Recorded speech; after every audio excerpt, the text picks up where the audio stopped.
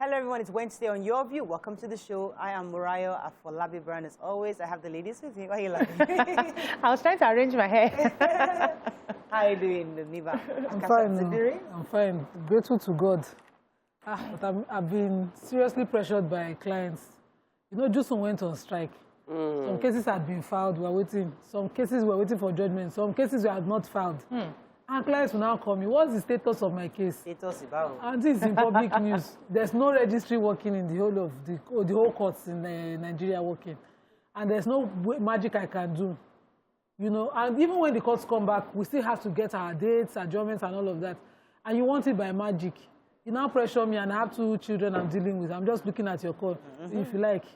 You won't pick, I won't pick at some point. And I hate to not talk to my clients, but if your wala is becoming unbearable, I'll not pick your call. How are you doing though? How are your kids? They're doing okay. They're still reacting to their drugs, but we're almost there. I'm grateful to God. And Imran is suddenly a big mouth boy, very expressive, telling me, why do you think I have to go to the hospital to get shots all the time? Okay, hospitals are not for my age. My mates are in school. Mrs. Jimo is missing me. Imagine. Mrs. Jimo. Very bold.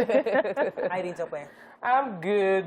Your hair matches your shirt. I just realized that I saw a bit of the clip on the show. So I wanted to, you know, a lot of people send me messages, mentoring, asking questions. One lady's zone was really touching because, you know, from the tone of her message, it sounded like she felt like she's not doing enough. Like, so she was telling me she's working, her salary is less than 40,000, and she's in school. What else can she do? And I just had to send her a voice note.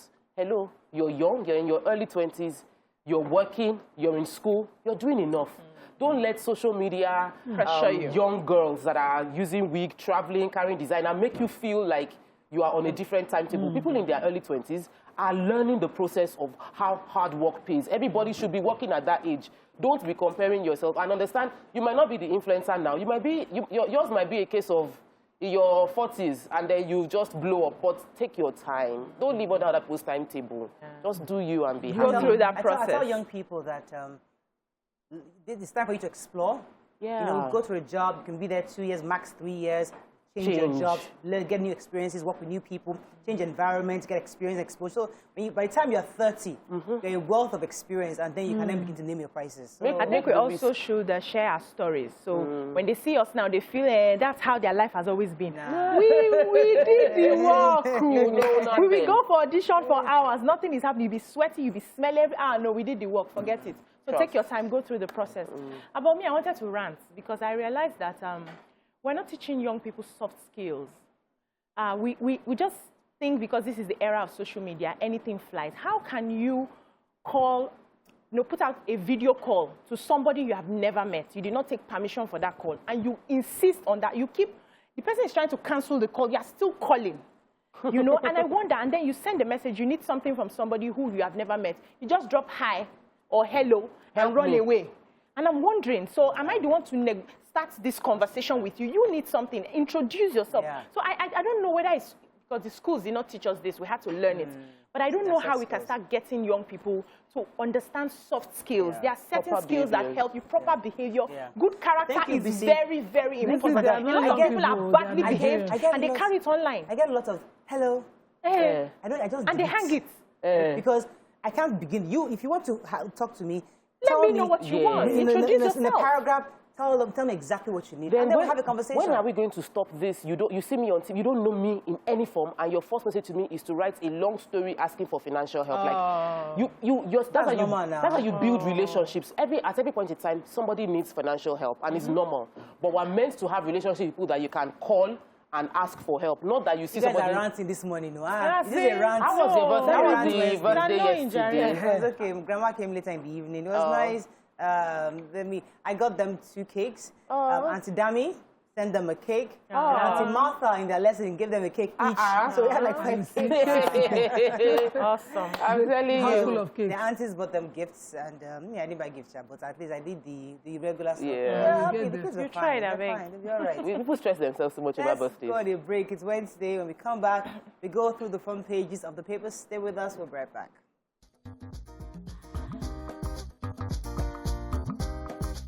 Stay tuned. Your View will be right back. Okay, let's start with the Punch. Sans fault presidency attack on grazing ban.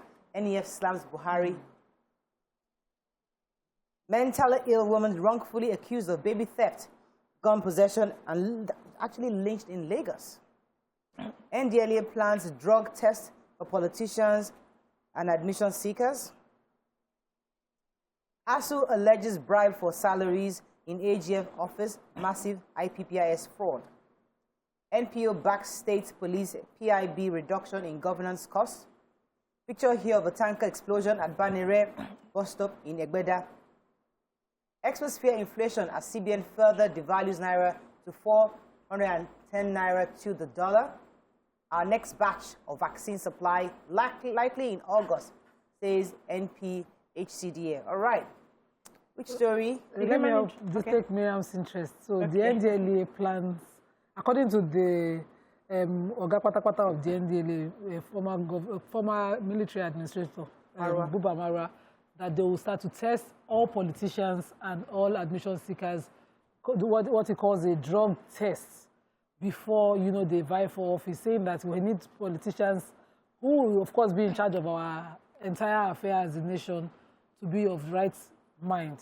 I was reading through these stories for legal backing for what he's saying, whether there will be a law supporting this, but I couldn't find. But he mentioned, and of course this is laudable, when you talk about having clear-minded students and clear-minded politicians. I think what would be more laudable is if the political parties adopt this rule, where for you to be a party member, every year we do random routine drug tests for all our politicians in our parties. Our law enforcement agencies too should make it a random check for all police officers. Many of these to politicians allegedly actually take a lot of these drugs. Under the influence. I wish they put give it a basis in law, and then it has a legal structure. Yes, it has a legal structure, it becomes law. And we have a proper framework for it so that we know who is testing what, because anybody can get out fake certificates. Right. Let's say this woman that was lynched. Yeah, so this mentally challenged woman, this happened in Abule Ado area of Lagos State, was accused of having in her possession AK-47, about 3 rifles of AK-47, and somebody's baby. So she was accused that she stole a newborn baby, and she had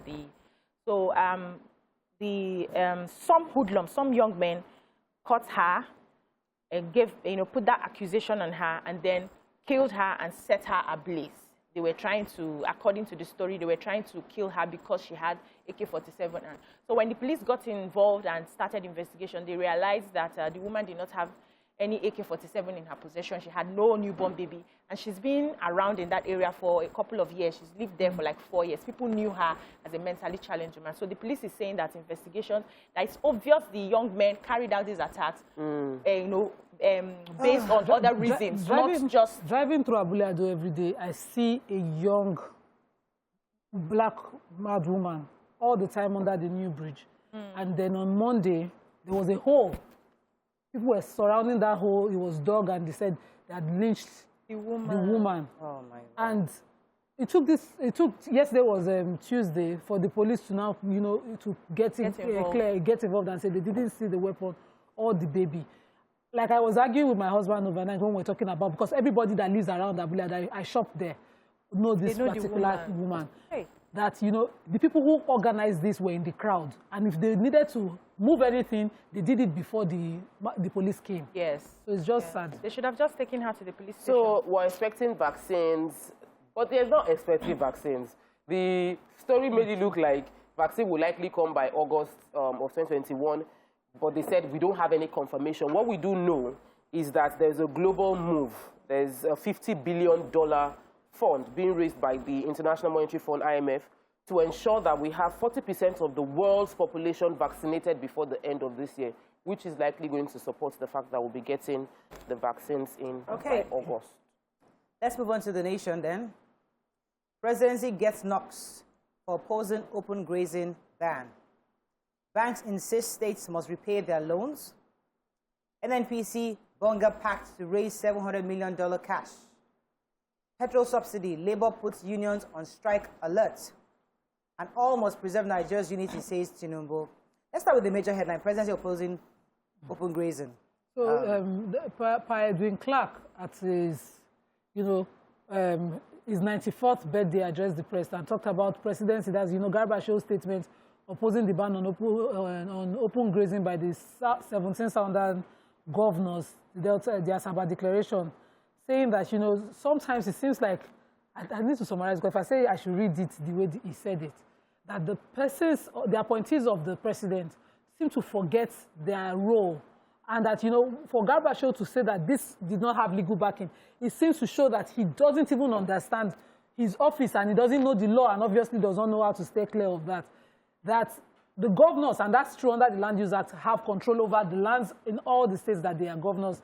And that for you to now come and say that they do not have such control, you also clearly have a certain agenda that you're promoting that is not national. And your agenda should be national. If there are problems within localities, you should be quick to embrace solutions that are, in those areas, rather than focus on an agenda that shows a one-sided stance. Others have also said that the governor of Ondo's utterances is also provocative and can be shocking. And the way his stance is strong, but also he also needs to temper down on the tone, because we don't want to aggravate the tension that's already established. Yeah. Oh, so certainly we can see that. Just as I said yesterday, this person speaking now kept quiet for so long while the issues continue to provoke people to react. And the governors acting is they're simply doing their job. Why do you choose to react in statements all the time? Give us action. So Labour, organized Labour is planning a showdown with governors over the recommendation of the price of petrol to be raised from 162 Naira per litre to 408 Naira per litre. So they had a national executive council meeting yesterday, and they were talking about the increment, and they are saying that it is going to be met with stiff resistance. They are not going to accept it at all.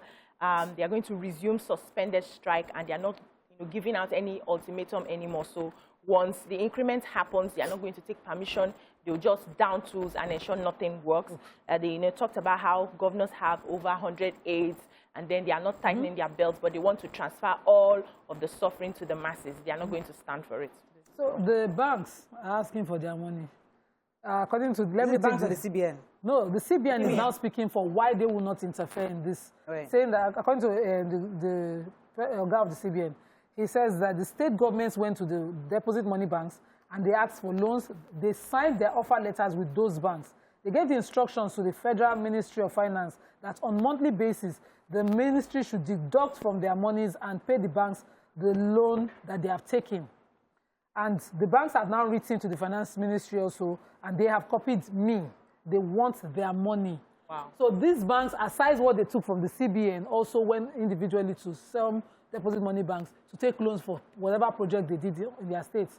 And these are private business people with depositors' funds. Pay them their money. Okay, we have to run final story in nation. Yeah, the APC Southwestern leaders, specifically the APC national leader, Shuaibu Ibrahim Tinubu, as well as the interim chairman, Chief Bisi Akode, and many other dignitaries within the APC party from the Southwest went to visit the president yesterday to commiserate with him first on the loss of the General Atahiro, saying that this is a major loss for Nigeria to lose the 7th chief of staff.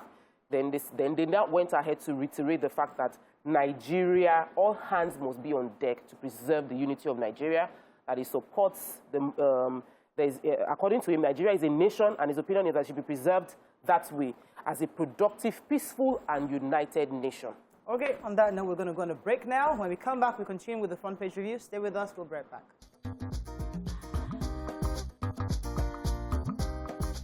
Stay tuned. Your View will be right back.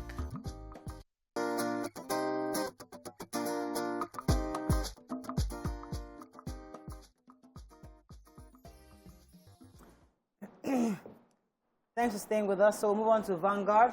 Panic in Ebonyi as suicide bomber blows self to pieces. Open grazing ban. Southern governors Clark Autumn MBF blast Garba Shehu. State of the Nation. NPO asks FG to implement El Rufai on Rosonye report. Recover 4.2 million pounds paid to Delta government, says Accountant General. And economy challenged by stagflation, says CBN retains monetary rates. Okay, let's start with the major headline. Yes, so there was a suspected suicide bomber incident that happened in Abakaliki, and it was the same day that the police station in Enugu State was attacked, where 4 policemen were killed. And according to the State Commissioner for Internal Security, Stanley Okoro, he initially confirmed the incident, but the state government later described it as fake. But according to the eyewitness, there was an eyewitness that gave a story, and he said that this young man wanted to get into a primary school building, and he had the vest on, though they didn't discover it, but they stopped him because he could not explain why he wanted to get into that school. And immediately he ran out and ran into the bush, and just a few seconds afterwards, they heard a blast. By the time they got there, they realized they saw him in the pool of his own blood. The chest, was dismembered, and that was the story.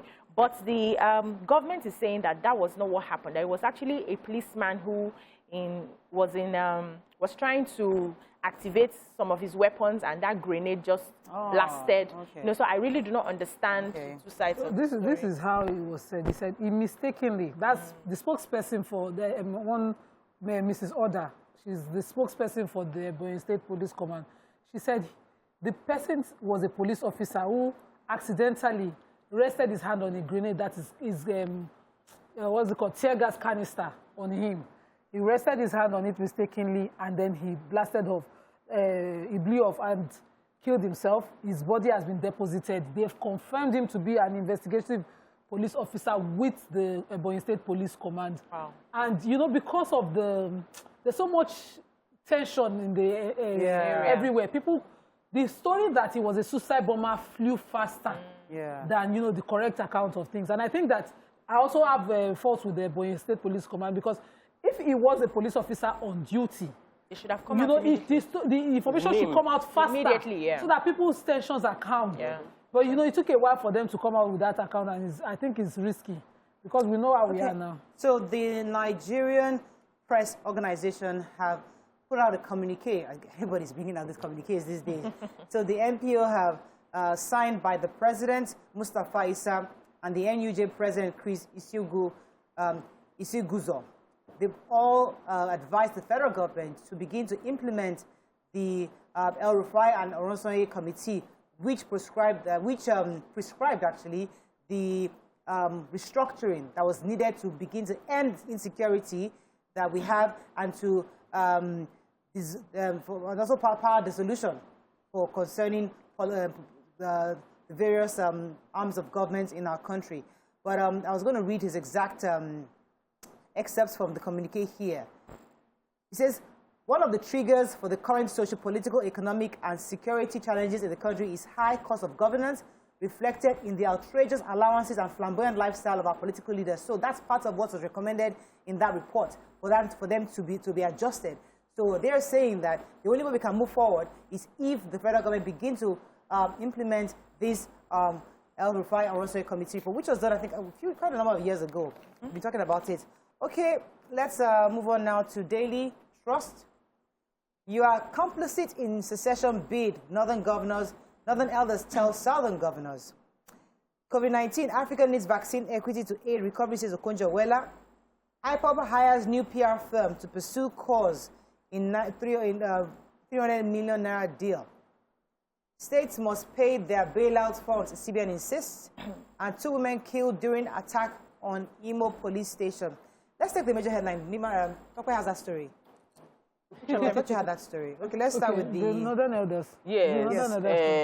I read it, but I did not take down the details. I want to take the increase in the devaluation of the Naira by the CBN. So the CBN announced further devaluation of the Naira.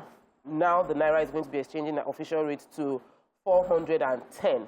They said this they had removed the benchmark of trading at 379 before, and what we confirmed that yesterday was that Naira was exchanging for 487 to $1 in the parallel market.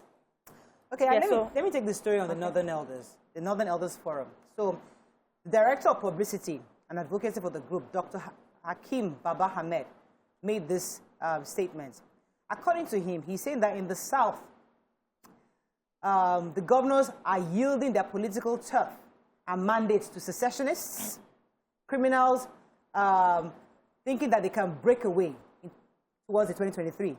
In the Southwest, he's saying that the elected leaders are pampering ethnic bullies and closing ranks to provide a front that allows them to do what they want and leave.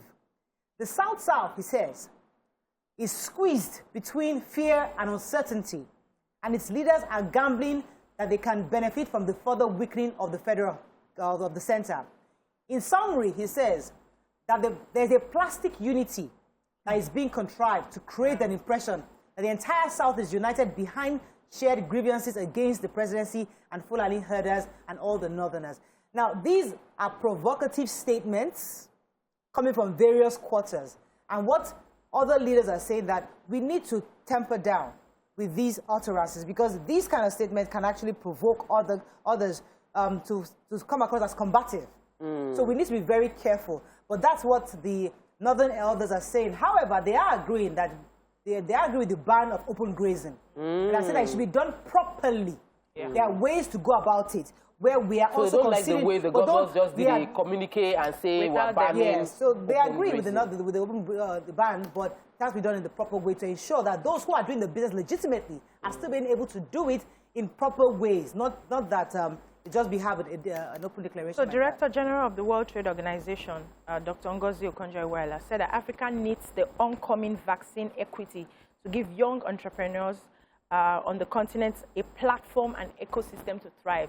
He says that inequality will not serve us right now. The fact that 90% of our vaccines we are getting from outside, 90% of our pharmaceuticals we are getting from outside, we need to look inwards and start manufacturing, start producing our vaccines, our pharmaceuticals to ensure that at least we have a form of equality in comparison to other parts of the world. That Africa needs to step up and do better, just basically. Okay, moving on very quickly to Daily Sun. Buhari under fire. President talks tough. 6 fighter jets to arrive at Abuja, says Emefiele. Restructuring will end insecurity and boost economy, says Peter Obi. Killings, defend yourselves, can't urges Plateau residents. Southwest governors building ethnic monsters, I talked about that already. And policemen killed as gunmen attack Owerri, Enugu police stations. Okay, which story are we taking here? Peter Obi, I mean, he's practically reiterating what every other person has been saying, that we need to restructure to end security. I mean, there's really nothing different from what he's saying, but he's also lending his own voice to the fact that we must restructure, that currently the constitution we have is not benefiting all, and we need to ensure that we have a conversation to begin to negotiate this marriage that we've had. Another person echoing that is the Vice Chancellor of Ekiti State, Professor Ake Oyebode, saying that you cannot amend the Constitution because the National Assembly is trying to amend the Constitution, that you cannot amend the Constitution that is forged. According to him, the Constitution does not represent the will of the people. Right. It is a product of a military decree, and so it is better we focus on generating a new Constitution that echoes what everybody clamoring separately wants for a new Nigeria. Yeah, so I think moving on to our final paper is the Nigerian Tribune. 4.2 million pounds Ibori loot returned to Delta, says Accountant General. Constitution amendment, you can't amend forged documents, Oyebode tells National Assembly. NNPC Bonga signed agreement to unlock 2 billion barrels of oil in OML 118. Man kills roommate, sells body parts to pastor for rituals in Bayelsa. Attack on the Northerners in the South must stop, says NEF. And gunmen burn police station in Enugu, kill 4 officers. Okay. So the Accountant General of our country, I appeared before the House Ad hoc Committee on Assessment and Status of all recovered loots, movable and immovable assets from 2020 to 2021 by agencies of the Federal Government of Nigeria for effective and efficient management utilization. And he said clearly and categorically that the recovered 4.2 euros returned by the UK to us have been returned to Delta State, where the money was actually taken from. Oh. You know, so, and this is contrary to the earlier stand that caused the whole argument, which was the stand of the Attorney General of the Federation, that this money would be utilized by the federal government for federal projects and not given back to the Delta State people. And in order to buttress that fact, he said that it is not known in Nigeria that money is repatriated from a particular state is not returned to that state, that the loot from Bayelsa was given to Bayelsa, and same was done for Plateau State, and that, so the money is, and they asked him, where is the fund right now? He said it has been paid. He did not say it will be paid. He said it has been paid to Delta State government. I'm waiting to get the We expect, yes, the Delta State government to... of the Delta, either to confirm or, you know, tell us otherwise if the money is not with them. So honestly, when I look at all these issues we're talking about, and I realize that we are all kind of saying the same thing in different ways. Yeah. Many of the Southwest leaders have agreed that they agree with the restructuring. The Northern Elders Forum have agreed that, yes, they agree with the ban of open grazing. Many have said that we need to decentralize power. So we all agree. But ego is getting in the way of actually sitting down and getting this thing done. There's a lot of tempers, ethnic issues, religious issues in the way. But we all somehow agree. Can we just subsequently, when we want to appoint, you know, people who are powerful enough to speak on behalf of government, try to find people who have the Nigerian mindset and not their ethnic mindset. Yes. I see it play out too much when the Attorney General is speaking and the spokesperson for the president, Naira is speaking. They sort of echo too much of where they belong. Yeah. They don't understand this Nigerianness. Lip service unity. It's wrong. That's it. So we need real leaders. Okay. That's all we can take on Front Page Review. When we come back, move on to our hot topics. Stay with us. We'll be right back.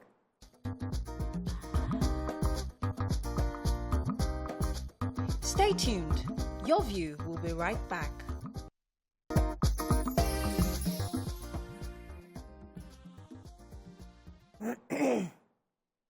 Welcome back. So in the last 100 days, the operatives of the NDLEA have conducted a nationwide offensive against drug traffickers, offenders, and abusers. So quite recently, the chairman of the National Drug Law Enforcement Agency, Brigadier General Marwa, said expressively that politicians seeking public offices and even students of higher educations and institutions would have to undergo drug tests. Joining us now is the Director of Media for the NDLEA, Mr. Femi Babafemi, who's going to be our guest on the show. Good morning, sir. Are you there? Good morning. I'm here. Thank you for having me. Yes, we are great. We're happy to have you. We were quite surprised when we heard this news that the General Marwa, has said that politicians henceforth will be required to take tests, especially if they want to go into public office. Could you tell us what data you have to suggest this is needed, especially even students are also being involved? What data do you have to suggest that there's a need to bring this new directive? Yeah, if you look at those aspiring for public offices, you will see majority of them are within a particular age bracket. When you also look at those students seeking admission into higher institutions, they're also within a particular age bracket. Now, let's bring it to the last official statistics on drug abuse that the nation has been using in the last 3-4 years, which gives us an alarming picture about the prevalence of drug abuse in the country. That is talking of about 14.3 million Nigerians abusing drugs, and which we approximate today to be probably more than 15 million Nigerians on drug. And these people are within the age bracket of 15 and 64. And when you look at this age bracket, they are the people who are seeking for public offices. They are the people seeking for admission into higher institutions. So if we have to address the problem of drug abuse and trafficking in the country holistically, we have to take all the measures. One of that is what the chairman is advocating, that is the drug integrity test for every sector, for players in key sectors in the country. Now, he did, let me put his statements in context. He made that yesterday. It's something he had said before. What he simply did yesterday was to reemphasize how imperative it is for public office holders, for those seeking public offices, to undergo this drug test, because they are leaders, they are people, the people are entrusting their treasury, they are people, they are leaders, the people are entrusting their well-being into their hands. And if you have to entrust your well-being and treasury, your commonwealth, in the hands of a particular people, you need to be sure that these people are those with clear minds. If you entrust your treasury, your commonwealth, and well-being into the hands of drug addicts, it's as good as entrusting your wealth in the hands of bandits. Okay. So, yeah. Mr. Obafemi, is there any intention to get, this proposed as a bill, so that we'll have the House, eventually pass it into law, and once there's legal basis, we'll then be talking about proper enforcement? So it's not just a matter of paper. Yeah, at the moment, what we're simply doing is getting the people to, because ultimately, even if you have to present a bill, to generate a bill, present to the legislature, you need the buy-in, the support of the people. So what we're doing at the moment is driving the process through advocacy first, and that, with the feedback we've been getting, is very, very encouraging. We know for a fact that in a state like Kano, you cannot aspire to any public office there without undergoing drug integrity test. So also we have since we started this campaign, we've had quite a number of government ministries, departments, and agencies that have invited the NDLA to conduct this test. And to start with, the NDLA itself started, because charity begins at home, started from its own, from within. We, virtually everybody, especially at the headquarters of the agency, had undergone this test. We're taking that through all our, various commands. We have partnership with some other private organizations working with us on that. So it's something we hope Nigerians will buy in and take ownership of it, so that just to secure the country, just to be sure that we don't leave people who don't have clear minds in the driver's seat of various strategic positions across the country. All right. So, sir, the problem that I have is the fact that Nigerians always find a way to beat every system and beat everything. So we know that some of these drugs do not stay in your body forever. So some people can wait out to the time that they have taken the drugs and come for tests and be given a clean bill. And sometimes we know that we are very good at forging certificates. Are you putting the proper, are you having the plans to put the proper mechanism in place to address some of these issues, so that we don't give birth to another, system that has a lot of loopholes already? No. We're working quite well on this, to be sure that what we're rolling out is watertight. And I also tell you, let me also inform you that the recent screening that we did for shortlisted candidates, those that the agency recruited way back in 2020 last year, who are supposed to be undergoing training any moment from now, we had to subject more than 5,000 of them to this drug test. And it's not whether you think you have taken in some, there are certain substances that even if you take them 3 months earlier, it will still show in your system. So, and we've made a good way forward. We're working hard on that. And I can assure you, we have mechanisms in place, we have systems in place to be sure that it's not something that can be compromised. Okay. Well, you just answered one of the questions I wanted to ask, which is how long is the test valid for? That's on one end. And what are the level of advocate? Because I know that when we do this test, we want to catch people that are abusing drugs. What are the deterrents? Because if you are caught, if you are appointed and you're found to test positive for these drugs, is it that it would impact on your ability to get into positions or get into schools? Do you have an agreement with offices to ensure that if this test is carried out, they would lose those opportunities as a deterrent for people to stay away from drugs?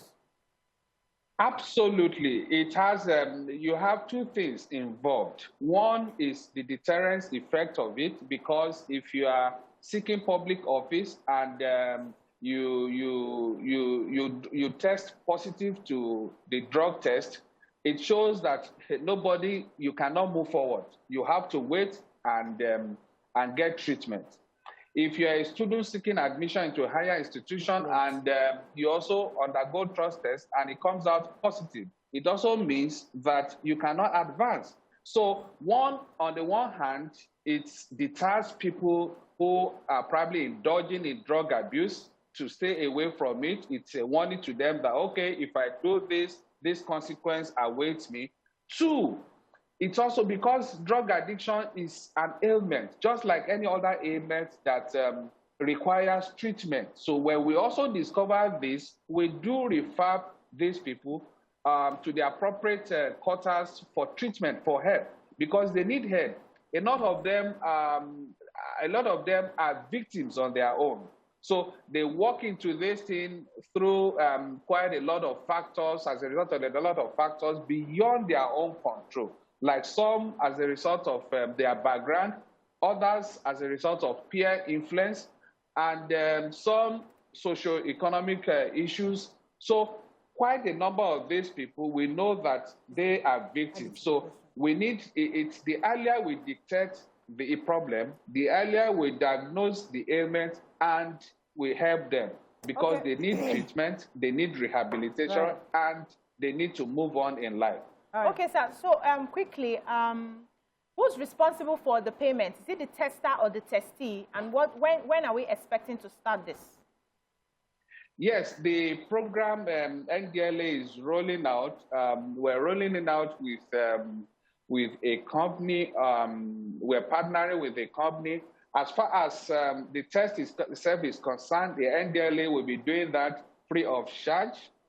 But then the individuals involved will need to pay a token for the kits that will be used for the test. But as far as the service itself is concerned, the NDLA will be doing that free of charge. Even the students? Those that will be coming. Even the students, sir? We'll be doing that free of charge for them. Okay. But I think the individuals involved will be paying a token for the test kit, which is something infinitesimal. Do you have an idea of how much the test kit costs, sir? Yeah, from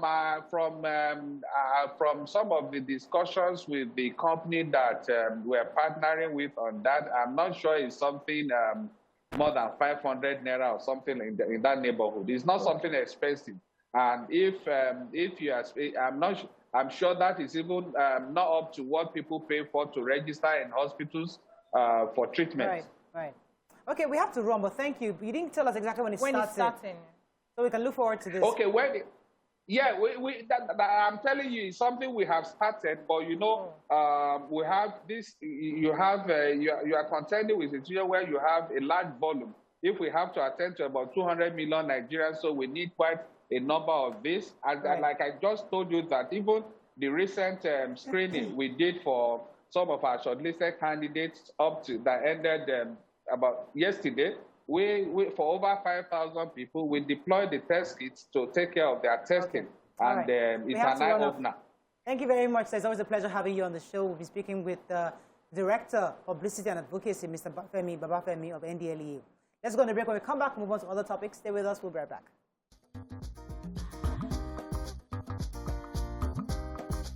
Stay tuned. Your View will be right back. Thanks for staying with us. So, amidst dwindling revenue and rising debt profile, barely a month after the Senate approved the external loans of $1.5 billion and 995 million euros for the federal government. Just last Tuesday, President Muhammadu Buhari sent a fresh request for $6.18 billion, which is about 2.3 trillion naira, external loan to the Red Chamber. Now, Nigerians are asking questions. Why are we still borrowing when we don't have the capacity to generate revenue? Joining us on the show now is the fiscal policy partner and Africa tax leader at PricewaterhouseCoopers, also the research director of the Fiscal Policy Roundtable of the Nigerian Economic Summit Group, Mr. Taiwo Oyedele. Welcome to the show, sir. Thank you very much for having me. Good to have you. Thank so you. I want us, see, when we talk about financial issues, it can actually fly over people's heads because it can get really, really difficult for people to assimilate. Yeah. So I want us to break it down for the average man watching television right now. All he's hearing is that federal government keeps borrowing. And we also hear crude oil dwindling prices is crushed. Secondly, we are hearing that our FIRS is unable to get revenue because that was the second access of funds we thought we were going to use to fund our budget. So you can't raise revenue internally. Crude prices have crashed, yet you are still borrowing. Please, who's going to pay this debt? Who's paying this? I mean, help break it down. How do we intend to pay and also develop our country? Yeah, good question. I think the starting point is to say we had a budget. So the budget is really how much revenue do you expect to make? How much do you expect to spend and on what? So that budget was presented, I think it was November, December last year for 2021, and it was approved. And Nigeria at the federal government level, so we always have to remind ourselves that this is just federal government alone. We still have 36 states with their own budget and FCT. So the federal government said they're going to spend about 13 trillion naira. Part of that is infrastructure, part of that is recurrent. Recurrent is really just paying salaries, running government, utility, and other bills. And then you have debt service. So because we've borrowed in the past, I know you also asked the question about borrowing, we're still borrowing, you have to pay interest on it if you simplify it. So all of those put together came to over 13 trillion. Meanwhile, the revenue that we're expecting to generate is about 7.9, let's just say 8 trillion. So government have told us from the very beginning, and National Assembly approved it, and people did not complain, that we have a budget deficit of 5.6 trillion. In other words, government has said to us, because we need to spend 13 plus, we're only expecting about 8. We will borrow 5.6. We did not complain. Maybe we did not complain enough. We did not know. We did not know. We didn't understand. I like the way you are breaking it down. So that's 5 trillion. So now government is trying to just implement the law that has been passed. You know, it's an appropriation act. Yeah. So they had said to us they'll borrow about 2.4 trillion from abroad. Okay. That's the foreign aspect. Yes. About 2.4 trillion from local. Okay. So they're going to be borrowing locally as well. That's our pensions. Yeah, no, not really pension. It will be maybe bond and treasury bills. Okay. Yeah, it will be from people who have excess money to give. And they also said that they will make money from privatization because by the time they say they are selling National Assembly now, National Stadium, some people will say they won't sell National Assembly. By the time they say we are selling National Stadium, people will start complaining. Government has said it already, that they would also raise money from selling government assets. So they're only just taking one of the steps now. Right. That's why they had to go back to the National Assembly because they can't just borrow without the approval of National Assembly. Thank you for breaking that down. Yes. Let's now talk, because anytime they try to justify our borrowing, Madam Minister for Finance comes and says, based on GDP, we are still within. And then at some point you said that what we need to worry about is how much revenue we are generating. So what are we generating exactly? Because how much are we using to service the one with the base we shop already? Because now, if we look at what we are generating and what we are servicing, we can then say, okay, this is the one that is remaining, that is our own. that is not gbese. So can we then plan around that one that is not gbese again? So that we are paying off the one we are servicing. Yeah. We're not borrowing again. And we're not.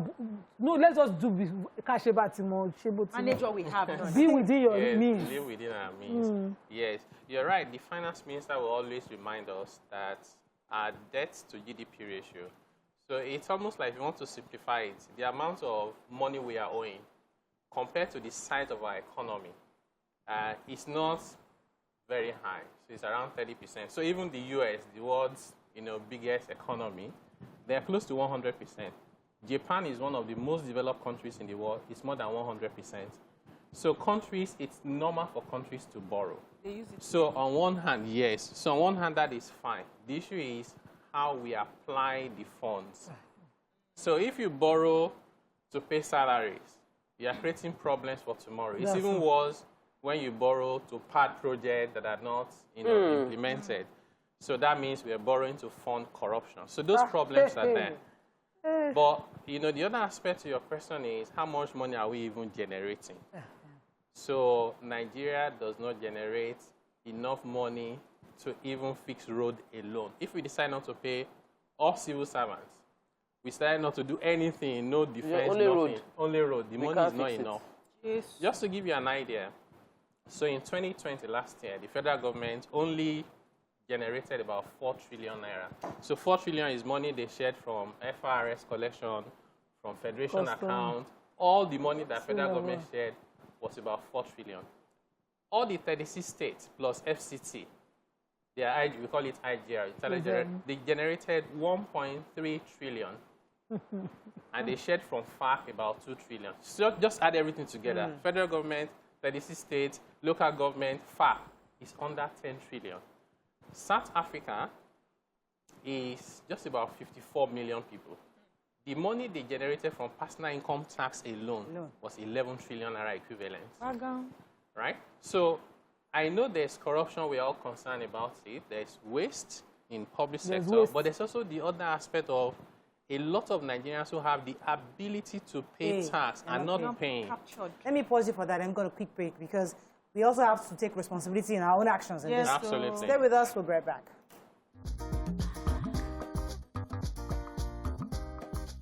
Stay tuned. Your View will be right back.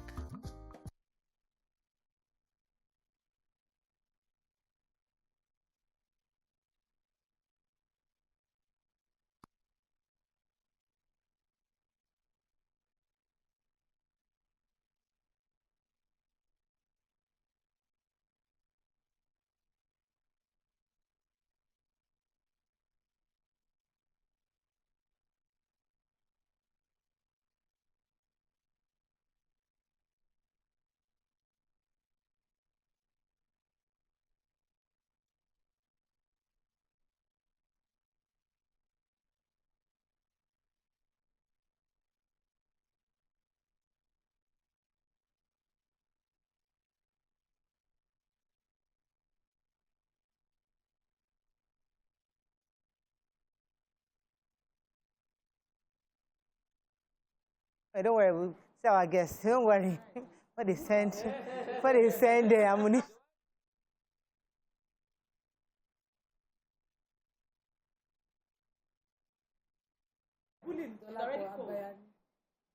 Good morning, sir. Hello, sir. Can you hear me?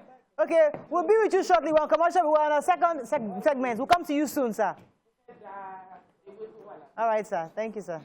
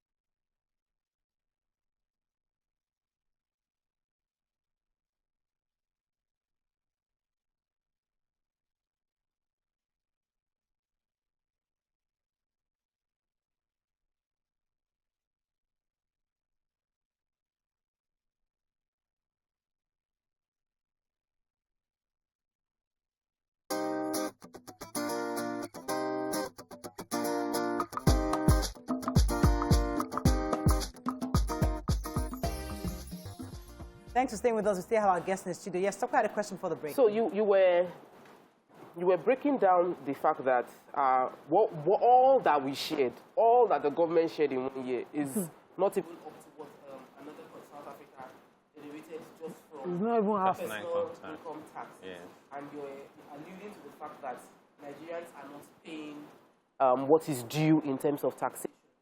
But we should compare the ratio. What would you say? The ratio of rich to poor in Nigeria, the wealth is concentrated in the hands of very few people.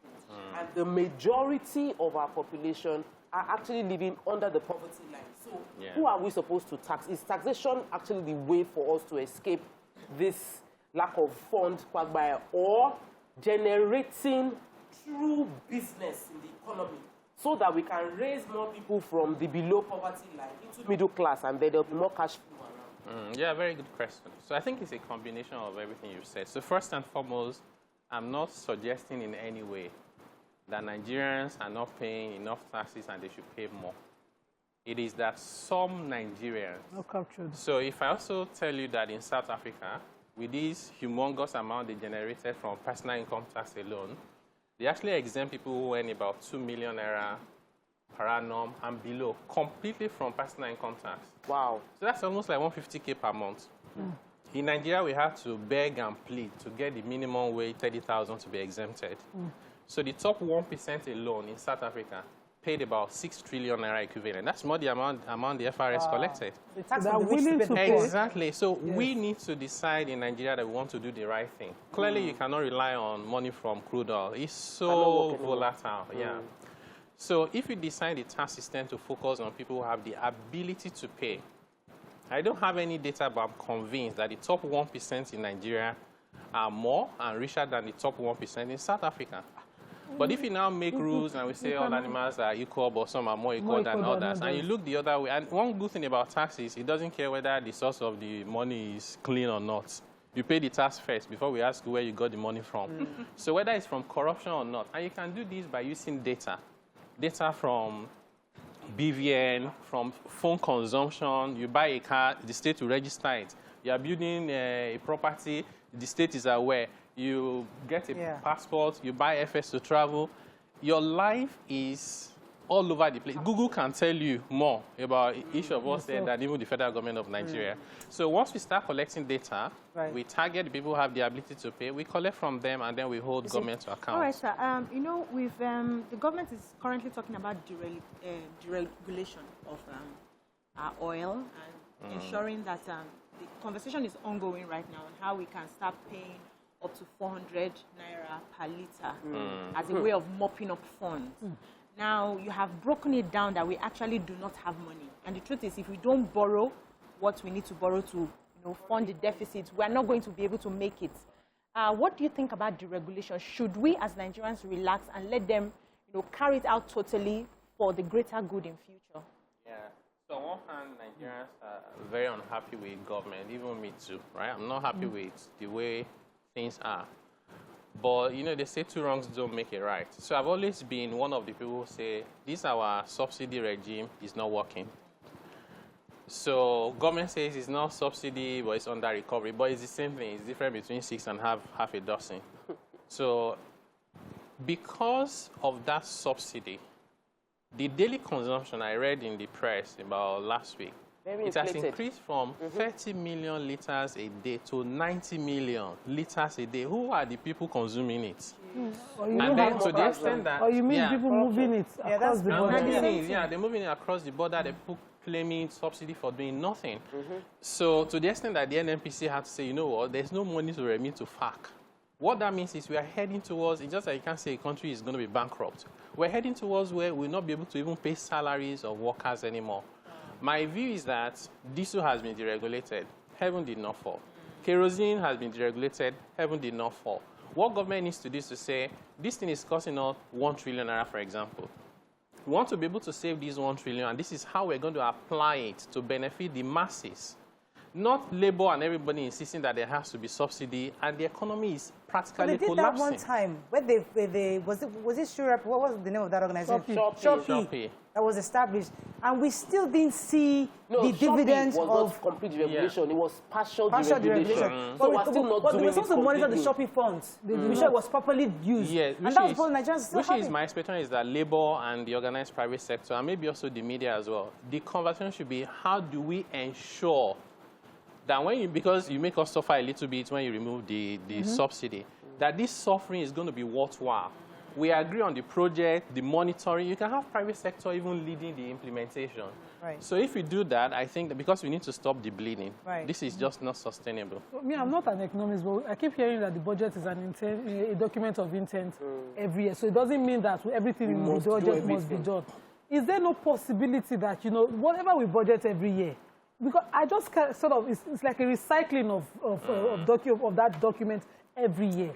So some ministries, they still budget computers every year. So for some, they budget cars. For the National Assembly, they do buy their cars.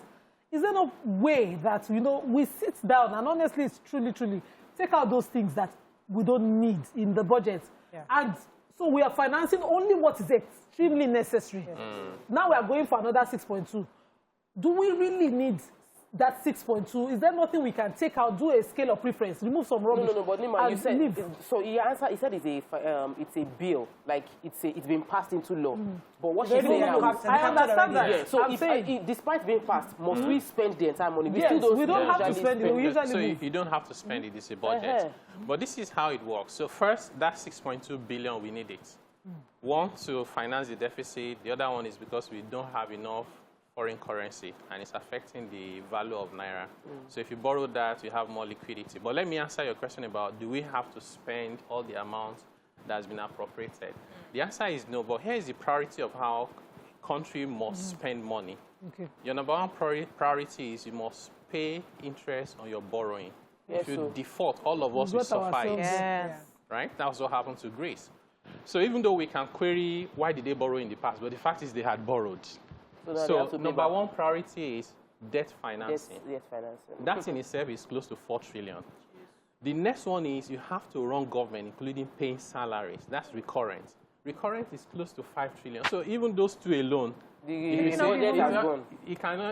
revenue is not even enough to cover it. No project. So as we are now, we have to borrow, but we don't have to continue to borrow if we start doing the right thing. And it goes to your point about why are we just recycling budgets? We said zero-based budget every year. It did not mean anything. Let everybody start from scratch. We've heard about rent for Aso. Those things don't give you, don't make sense. confidence that this thing is being done diligently. We have to run, unfortunately, but I had to ask you, these people that are giving us this money that we're borrowing, why are they giving us this money? Yeah, because... Is there something they know that we don't know? Want? No. What do they want exactly in return? Because China know they give. Like giving all this money, I was thinking... Christmas. You can borrow from different sources. Government is actually not borrowing now from the private sector. So when you do Eurobond, they're just investors. Like if you have $200,000, you can buy. So those people are just investing because the interest rate is what they want, and it's tax-free. But even for the other organization, World Bank and the rest of it, if they don't give us the loan and the economy collapses, the whole world will suffer it. Who is going to take 200 million people? So they're also doing it for their own self-alike. That's what picking the country you want. We have to run, unfortunately. Thank you very much. Such a pleasure. I think we learned a lot this morning, and I hope Nigerians will be able to better understand this issue of borrowing. Hold your leaders accountable properly for collecting rice and noodles. We have to go on a break. When we come back, we bring on our other guests. Stay with us. We'll be right back.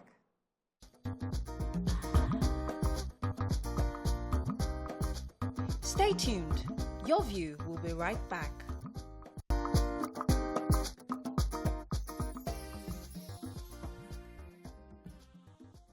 Thanks for staying with us. So, since last week, we've been talking about the NYSC. Today, joining us on the show is the Director-General, National Youth Service Corps, Brigadier General Shuaibu Ibrahim, to discuss the controversy surrounding the existential of the scheme, its usefulness in modern-day Nigeria, and the challenges of running a program of such magnitude amid worsening insecurity in the country. Welcome to the show, sir. Thank you for having me. Good to have you, Sir General. Right, so let's start with the recent conversation in the National Assembly about the possibility of scrapping the scheme because of maybe they feel it's not useful anymore. What are your thoughts on this? Do you think that's the step in the right direction, or do you think we can still find some reasons to keep this scheme ongoing? Thank you for the question. I think it's democracy in action, and people are entitled to their opinion. But as far as we are concerned, NYSC is contributing greatly to our national development. When I came on board, I also know there are challenges here and there, and NYSC, I told the management and the staff, we must put our taking caps and see how we can add value to the operation of the scheme. And on this, we embarked on several innovations which we are doing. And I can assure you that the core members are doing wonderfully well. Recently, I discovered that most of our activities are not known to the public because of absence of adequate documentation. And I came up with a committee on the need for us to document what the NYSC is doing. And we came up with 9 books on the NYSC.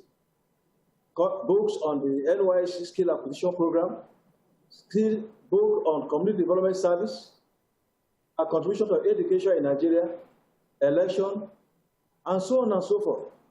The health sector. And I discovered that Nigerians have benefited immensely from our activities. Recently, during the fight against COVID-19, core members played a dominant role. Core members produced sanitizers, face masks, disinfectant soap. They carried out sensitization of Nigerians on the pandemic, and so on. Core members, because Mr. President, through the increasement in minimum wage, increased the core members' allowance from 19,800 to 33,000 naira. Core members raised funds among themselves and also people of prominent Nigeria within their host communities. Right. They bought food items which they donated as palliatives to Nigeria. So the core members and the NYSC do wonderfully well. I can assure you that if not for core members, our education sector and health sector would be in a very difficult situation. Okay. If you find out this from our governors, okay. tell you. Yes. Because core members are found in all the nook and crannies of this country, putting their best in schools, in hospitals. Okay. One of the reasons for the creation of the NYSC in the first place was post the Civil War to encourage coexistence and all of that. At this time now, with the way the agitations around the regions in the country are loud and, louder than we can even understand, what do you still think that the NYSC can serve that purpose of, fostering unity and coexistence? And how do you plan to do it with insecurity? Yes, absolutely. Security, they say, is everybody's business. I remember I gave a lecture at the National Defense College on military and society. And I discovered that security is not should not be left for the security agencies alone. Everybody must be involved in the area of intelligence gathering, passing information at the right time, and so on and so forth. So everybody is a security expert in your end. So you don't allow the military or the security agencies to do it alone. You must cooperate and work together so that we can have a harmonious society. I can assure you that the security challenge is not limited to the core members alone, but the entire country. And it requires that all of us must work, put our hands together, so that we can bring this in, solve this problem. Okay. So it's not for the NYSC. I can assure you that, well, I'm sure you don't know, NYSC is part of the National Defense Policy, and they are on reserve. In terms of difficulties, core members are educated, they are knowledgeable, and through that can be trained in as well, and they also be obliged to support the jet of security of our country. All right, sir. So, the essence of the NYSC was more to bring about a unity. So you are able to experience other cultures and the way of life of the people to understand that we are one. And we've run it over the years. I am worried that it's not yielding the same results that it was intended to yield, because till today we are still not united. We are still not a united place. You finish the NYSC and you're about to get jobs, and sometimes it doesn't work out the way it's planned. They have to refer you back to where you were coming from, your state of indigent and all of that. So the division is still there. Do you think that it's time for us to assess the results that we have as, you know, line by line, based on what it was intended for? Not the fact that I'm not saying that NYSC hasn't yielded results, or, you know, you've mentioned how the workers have been, the NYSC core members have been used to handle education, health, and I understand all of that. But the real results, the intention, now that we have not met it, is it possible that NYSC can be laid to rest first so that you people can reassess and then come back and make it better? Or we should just be running it the way we are doing? No, of course, we have undergone a lot of transformation and innovation. The NYSC of 1973 is not the NYSC of today.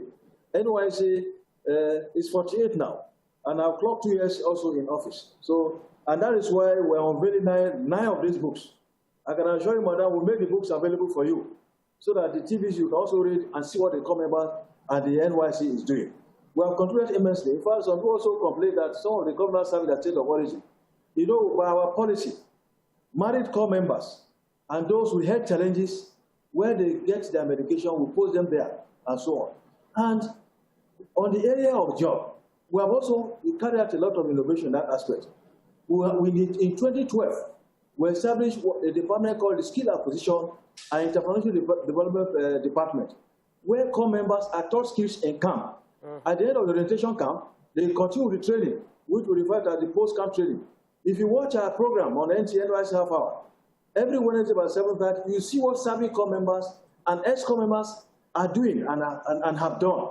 They have established their own business because the Bank of Industry, NYSC Foundation, and other stakeholders avail them soft loan for their startup capitals on the skill they have acquired in camp. And these core members are doing very well. So I can assure you that most core members, I can assure you as an ex-core member have stories to tell. Some core members who were posted to other states where they serve, they are still there.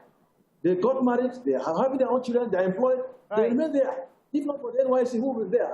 If you go to our camps, the first question I don't ask core members in camp, how many of you have been to this state? They will say, you see, 95% hands will be up that they have not been to that state. If not for the NYSC, who will take them there?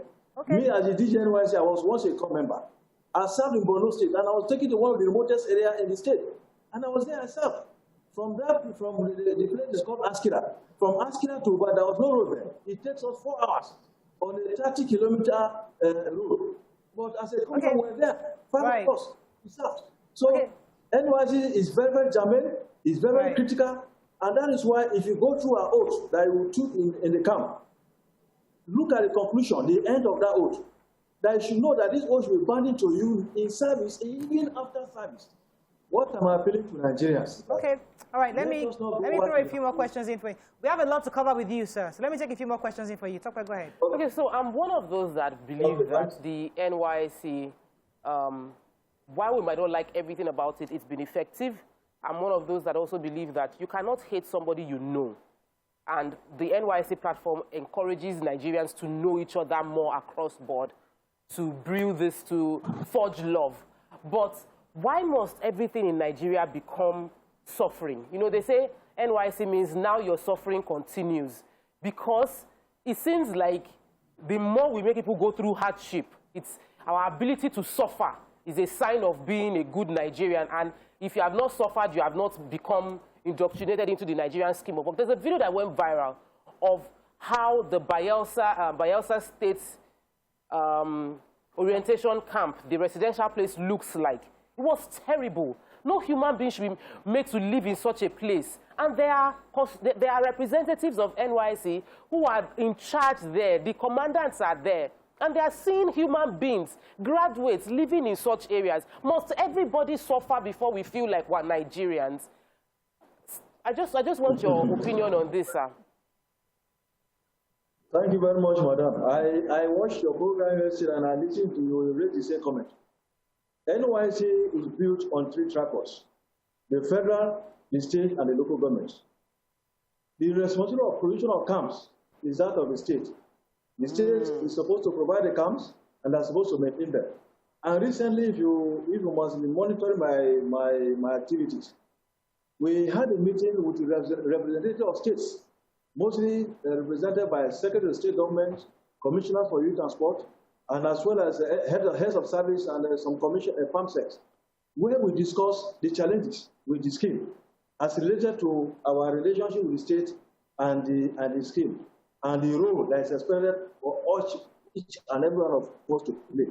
And what came out of it was that there is a need for us to set up what we call an NYSC trust fund. For the NYSC trust fund, the revenue will be made available for provision of camps, expansion of the camps, maintenance of the facilities, payment of stipends to core members in states, and at the same time, we set aside a grant for core members. So as they're exiting the orientation, the service here, they are giving state startup capital on the skills, on the business of the skill they've already acquired in camp. And the Bayelsa state government has built a new camp. That camp is about being completed now. The one where they are today is a secondary school that is a temporary camp. We have a permanent orientation camp. I can assure you, by the next orientation camp, we are going to move to the permanent orientation. We're already in touch with the Bayelsa state government. All right.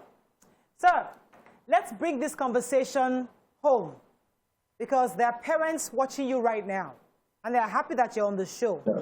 Many of them are concerned because they feel that there are volatile areas across the country. Don't you think at this time we might need to suspend the scheme until things calm down and settle before we resume it? Because no parent wants to put their child at risk. There are people being kidnapped every day on the roads, schools being ambushed.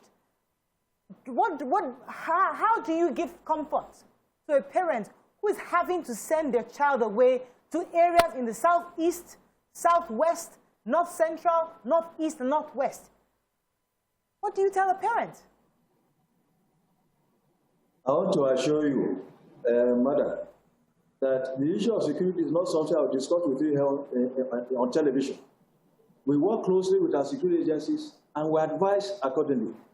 The welfare of our core members is very paramount to the federal government and to the NYSC. We are parents, and we know what it takes for parents to raise their children and something happen to them. All we do is that we teach our core members, we educate them on the issue of security, and also appeal to them that please, they should not put themselves in harm's way. Don't travel at night. All these guidelines are given to them. And I can assure you the security, they are very concerned and proactive when it comes to the NYSC. I read that core members are killed and so on. It's not true. The way we had challenges is the election in 2011 in Bauchi. That's where we had that. But to say that core members are killed in the Northeast, it's not so. It's not a fact. Okay. Let me take this call. So I can assure parents.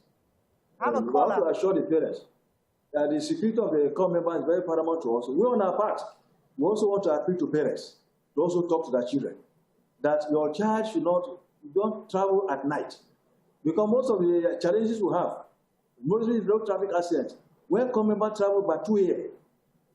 and some embark on unauthorized journeys without even letting the NYSC know. For you to travel out of the state coordinator must permit you to travel. If you are going to travel outside the country, it is the only Director-General that can permit you to travel. But some core members embark on such unauthorized journeys without the knowledge of the scheme. So we want to appeal to parents.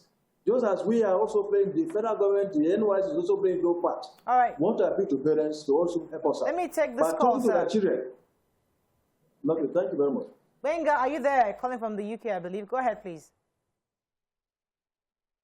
Hello, Benga, are you there? Yeah, I'm here. You're live. Go ahead, please. Okay. Good morning, Mariah, and Good morning. other members of the other colleagues there. I just want to address this issue of NYSC. I remember many years back when I was in when I started my when I had my NYSC back in Kaduna many years back. Everything was okay. The environment, the Nigerian environment, was still, manageable in terms of traveling from one point to another. But when you look at what is happening right now, if you look at people traveling from just Ondo to Akure, it could see people being kidnapped. It's a terrible thing right now. I don't know if there is anything they could do. If there is anything the Director-General could do, I'm sorry to be making an help. If there's anything that could be done in terms of making arrangements, you already know people coming from Lagos to Kano, or from one point to the other. If there's a kind of arrangement where they can bring them all together and give them this kind of security, just to make sure they are safe from one. Makes them more attractive. All right, thank you very much. Lima, let me let you jump in here. Yes, I wanted the DG to further give some reassurances, because it seems like we're not going to get the NYSC stalled as we were proposing the other day we took the topic. But is there a way because I'm aware there's an insurance, can you mention the amount that is meant for the insurance of every NYSC member who suffers a mishap? Because whether or not you like it, other circumstances can force them to travel late at night. You can have a bad bus situation, you're stuck in the middle of nowhere, anything to get to where your primary assignment is or your camp is supposed to hold. So what are the assurances you give parents? Can you tell us the details of that? Thank you, madam. Just as I said before, you received that phone call. What I say is that this issue of security, I say, is for everybody's business. The federal government is playing its own part. The citizens will play their own part. In the case of the NYSC, the federal government is playing its own part. The NYSC is doing its own part. The core members also play his own part, and parents as well. When your child is coming to report to camp, and your child takes off on Lagos, is going to KB by 7 o'clock in the evening, you know it is not proper. So I will tell core members, if you are going to travel, you take off, and once it's 5, 6 o'clock, you pass the night and continue the following day. And that's what we told them. It's on our platform. And we'll do hold webinar meetings even with them. Maybe before the orientation. Please don't travel at night. I have got to travel 38 to 37 camps nationwide. I talk to my core members that, look, your parents have invested so much in you, and they want a return on their investment. General. Just as you came to us here and healthy, you want to return back to your parents. So please, what we are saying is that parents should also assist us. General. Should assist us. They will tell you, sir, that kidnappings happen during the day, not at night. A parent will tell you right now that kidnappings happen during the day, not at night. Any insurance for these? Of course, it was not only the core members. We have insurance for core members. We have insurance for core members. Even on election duties, where they go for election, which is voluntary, and they cover them with insurance. All we are saying is this, madam. All we are saying is this. Security is everybody's business. We tell our core members also, don't put yourself in harm's way. You are not in the NYS to go to party. Yeah. Okay. Because I'm talking from experience. I'm talking from my experience. When things happen, we find out when. They say it's 12 midnight. Okay. It's 12 midnight. Thank you, sir. Let me take a few more questions for you. Go ahead. Okay, sir. One of the things we noticed is the... Please, let me pause you for a second. I have Francis has been holding for you. Francis, are you there? Okay, I'm there. You're live. Go ahead, please, from Ibuti Meta. Okay. Okay, you know what I noticed about this whole issue is that the idea behind NYSC is not a bad idea. Hello? Can you hear me? Very clearly. Go ahead. Okay, so it's not really a bad idea. I said it 2016. But one thing I realized as public administrator, if this country is to move forward, it has valued gradually in such a way that you realize that most companies, organizations, they don't recruit any longer. And so these are challenges we face. You realize that they are just that token of 10,000 and 15,000 that they so each year they just keep recruiting. Those ones that are finishing from camp, they are just going to whatever you want to do. So it has really valued gradually. That's what I want to say. It's not the fact that if it can be modified, it's not the way that should be compulsory for all. I think that one is better. Thank you very much, Francis. But companies also argue that some of these graduates are not really, they have not learned the skills, they are not employable, and so they should be paid a little. But that's another conversation. But sir, I wanted to ask you, so it seemed to me like the vision for NYSC was strictly for the poor and the middle class, because we have rich parents who always ensured their children were deployed to states around them and companies that they know.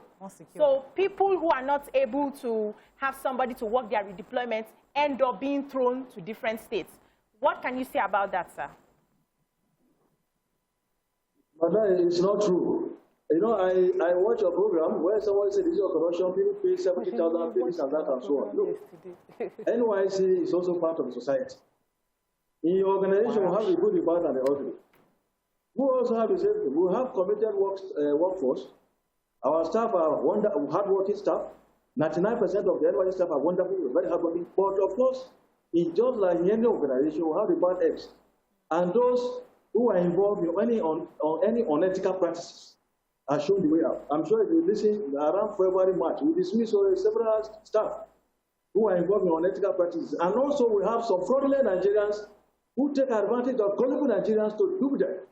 If you look at the social media, you see, if you want the location to Lagos and Abuja, dial this number. We have written to the security agencies, and we have arrests have been made on some of them that have been prosecuted. All I want to say is that we want to appeal to Nigerians that they should be very careful. Please, anything on the NYSC, call us. Go to our platform and find out. Because there are some scrupulous Nigerians who want to take advantage of this to defraud Nigerians and tarnish the good image of the NYSC. So therefore, our staff are not, those of them that are involved in justice, we deal with them. So there's at no point in time that NYSC will post somebody to listen.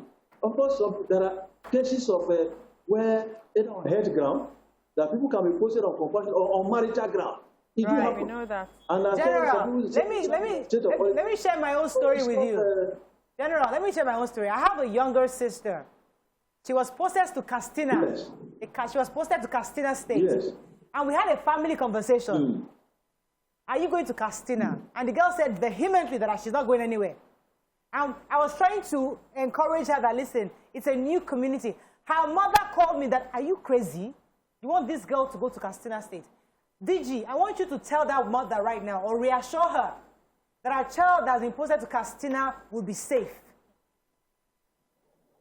Look, I want to assure you that all the security tips we have mentioned, once the daughter had strictly to it, she is safe. As I'm talking to you now, we work at the percentage of people that have reported in camp. The area that people say they are scared of, more people reported there than even the area that we believe are safe. Corps members, parents, of course, they are scared, but I can assure you, these corps members are patriotic.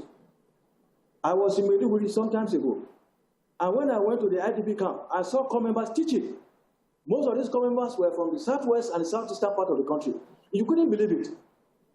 You know, these corps members, look, I keep telling Nigerians, we should teach our children the spirit of being patriotic and volunteerism.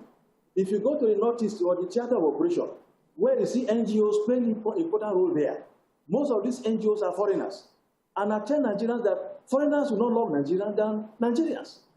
So we must be patriotic and be ready to be putting our best for our country. As I said earlier, our corps members are on reserve.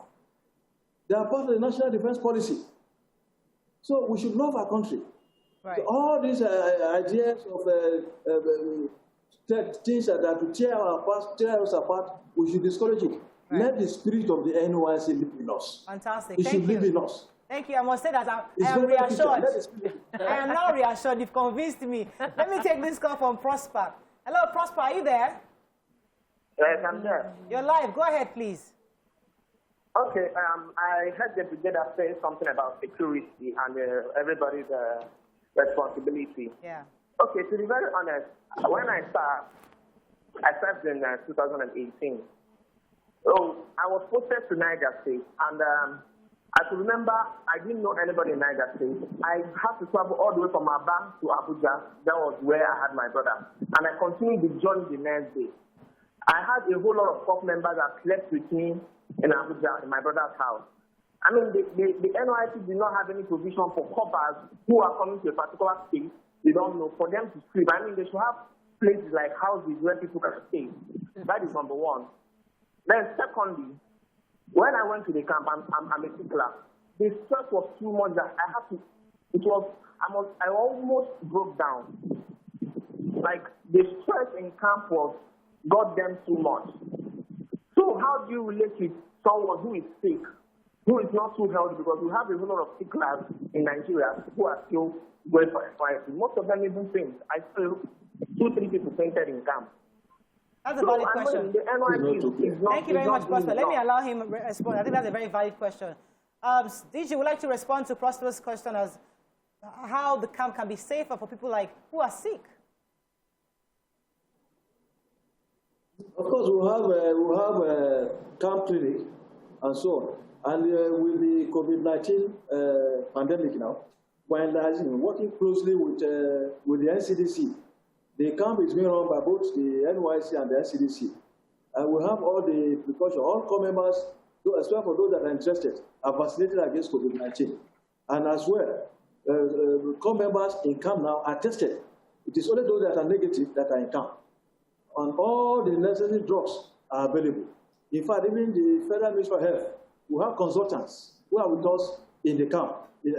So those minor serious cases that are serious to either a corps member, they are taken to the appropriate Federal Medical Center for treatment. But we have our clinic because, of course, you know, corps members will have doctors, we have pharmacists, we have nurses amongst them, so they know how to take care of themselves. So I wanted to ask a question. Since the inception, 1973 till 1999, the numbers, about 4.7 million Nigerians have gone through the NYSC as at 2019 count. I don't know the numbers for now. But if we actually achieved the goal of NYSC, we would have had 4.7 million ambassadors of a united Nigeria. You've been in charge for the past 2 years. Would you say, based on your own monitoring and evaluation, that you have been able to forge each batch coming out of the orientation process truly reoriented towards loving Nigeria, serving Nigeria, and not just being free from the camp? Because many people have that opinion that it's just freedom. The orientation, can you say in the past 2 years you succeeded in changing the mindset of people towards loving Nigeria and being united for Nigeria? Yes, madam. If you watch, just as I said earlier, if you watch NYSC, our program on NTA, and you see what these ESCOM members are doing, you marvel. You marvel what corps members are doing. Corps members from Anambra State, or from, say, Lagos, served in Anambra, got married in Anambra, had all his children in Anambra, is working in Anambra, and has recently ranked for a permanent secretary. If not for the NYSC, what we have taken there, such a person, will you sell it about our country to such an ex-corps member? No. That's why more patriotism. Corps members should be patriotic. I can assure you that NYSC has achieved its mandate. If the NYSC is not there, I wonder what Nigeria will be now. Right. Every country has its own challenges, madam. And we should turn our challenges to opportunities. Every country has its own challenges. Before the NYSC was said, we would say that there's no one or two issues there. It will be there. But we should turn our challenges to opportunities. Okay. So that's why I said, look, let the spirit of the NYSC live in all of us. Go for the 4.7 million ambassadors. Let the spirit of NYSC continue to live in them. Very important, sir. Is that both service and act of service. Very important, sir. But earlier, the caller that called, I don't know whether you got his question. I felt he didn't answer it. Because I also served in Kaba, and I had to travel through Abuja to Kogi through the airport. But when I was returning, I came through the roads. Is there a waiting place for those who are traveling? You know, Nigeria is actually a very big country. Imagine going to Katsina. You can't do that journey in 24 hours. Is there a place where a corps member who is heading to orientation camp can stop break their journey, even if they don't have family members, or they don't just want to impose on family members while they're heading to camp? is there a place they could stay? Because Nigeria is no longer like it was post the Civil War, where people will be willing to just accommodate a stranger because they are heading for camp.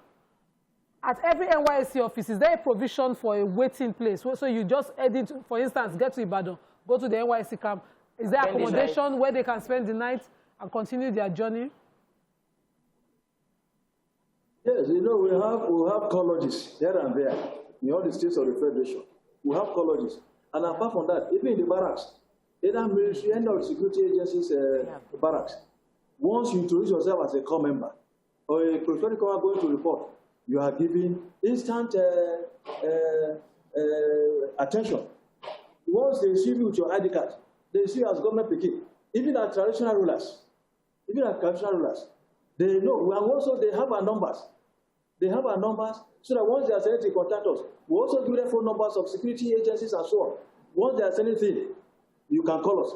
I talk to my corps member direct. I chat with them direct. When they travel, when there are issues, they call me. And I respond immediately. So I want to appeal to and also use this opportunity, Madam, to thank the federal government, to thank our various stakeholders, our traditional institutions, state government, and so on, and Nigerians. Because anywhere you go, the moment you see you introduce yourself as a corps member, they see you as a government Peking, and you are welcome. Government Peking. That privilege is still there. Yes, they see you as government Peking. It's still there. Madam, you were once a corps member too. If you put your, if you stand by the road, it's not because of security will tell them that they should be very careful. Because in those days, you stand by the road, and you are in uniform, they give you lift. But I told you that these days, don't do that because you are not sure who is picking up. Who is who? We have to wrap up. Security. We have to wrap up with you, but I think we'd like to just give a few suggestions because things are changing. Yeah. The world has evolved.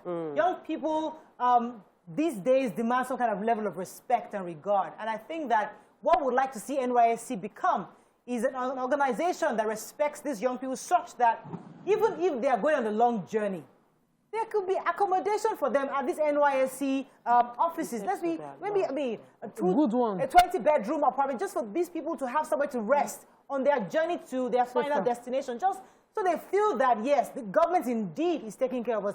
These are just some of the suggestions we'd like to implement, and I'd like the ladies to share a few other suggestions for the DG. One of the key suggestions I want to make is because, thankfully, almost all of us on this show, we are life coaches based on trainings, and we understand the power of psychology, that the orientation camp is not just a place for physical training, but we should have an intensive psychological transforming mental training that would take place within that 3 weeks, that the people that go in and those that go out are totally better in terms of how they see Nigeria and how they see the thoughts of service, so that they love Nigeria. It has to be programmed with the help of therapists. We have professors in psychology that can design a program that would help people reorientate their mind towards loving Nigeria. So I just love what Tokwe said, because that's basically what the entire thing about the service should be. And that 3 weeks camping, that's what it should be about entirely. But then very important is the lodging for camp. Like Tokwe said earlier, it doesn't have to be a punishment. I remember my bed just being in front of the toilet, and I took the duty to have to wash it if I had to stay. Toilet. So is it not possible? Because it happened in Ogun State under Gbenga Daniel, that they rebuilt the orientation camp and the hostels and everything. So everybody was fighting to go to Ogun State for that. Can you partner state government, private, and across the state so that people are not just desiring Lagos camp and Ogun camp, but we have camps that are reflective of progress and not punishment? Yeah. I also want to suggest, is it possible that we make it optional? You know, don't make it mandatory that you must serve before you are able to work. Not everybody wants to go through that. So that when you want to, so that, you see, it has to come from within for you to have a wholesome experience. For some of us, it was a waste of time because at the time we didn't understand what was meant to be doing there. So is it possible that we have it as a package that if you want to, these are your options, and try as much as possible to use, to digitalize it. Let us upgrade. This is 2021, sir. Yeah. Is that possible? Okay. Suggestions. So these are just suggestions, sir. Yes. DG, you can go back to them and you can just replay. But I'll let you have the final word because we have to wrap up. Go ahead, sir. Let me respond. I can respond. Well, first and foremost, I want to thank Madam that NYSC is not a waste of time. Wherever you are posted to, madam, add value. You must add value. We do tell our core members, once you are posted, look at your surrounding environment. What are the effect needs of the community? You add value. Let me tell you an example. In Plateau State, a core member from Kwara, he was posted to Plateau. You know, we have ethno-religious challenges on the Plateau there. We have a community on the right that are Muslim, another to the left. There's a virgin place, land in between the two. And then what did he do? He put on his taking caps and he provided a borehole in the middle. Because Fela said, water no get enemy. The Muslims need water. The Christians need water. So they must come to that point to fetch water. In the process, interaction was taking place.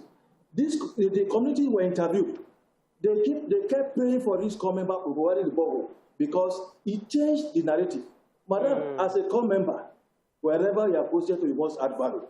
So that what legacy can you leave behind? What will be remembered for? Because if somebody that is patriotic and you go to a community, you see what their problems are, and you add value that they will never forget you, madam. Okay. So NYSC is not a waste. Right. Thank you very much. But those who took advantage of us as a platform, they don't see it as a waste because they made advantage of it and added value to the society. The issue of camp, as I told you earlier, camp is the responsibility of the state. Yeah. And most of the states are responding to that effect. We have one or two that have these challenges. And that is why we are coming up with the NYSC Trust Fund. So that unfortunately, we've run out of time, sir. Unfortunately, I do apologize. But I think we learned a lot from you. I mean, I think it was a pleasure having you on the show. There's a lot of assurances. Thank you very much for the assurances you're giving to our parents. I hope they understand that indeed NYSC is a patriotic organization and young people should be patriotic and be willing to serve their nation. Thank you very much, sir. We've been speaking with the Director-General of the National Youth Service Corps, Brigadier General Shuaibu Ibrahim. It was a pleasure, sir. Thank you, sir. Thank you. And regards to your PRO, it's been very, very pleasant. Thank you for the opportunity. All right, sir. That's all we can take on the show. See you tomorrow.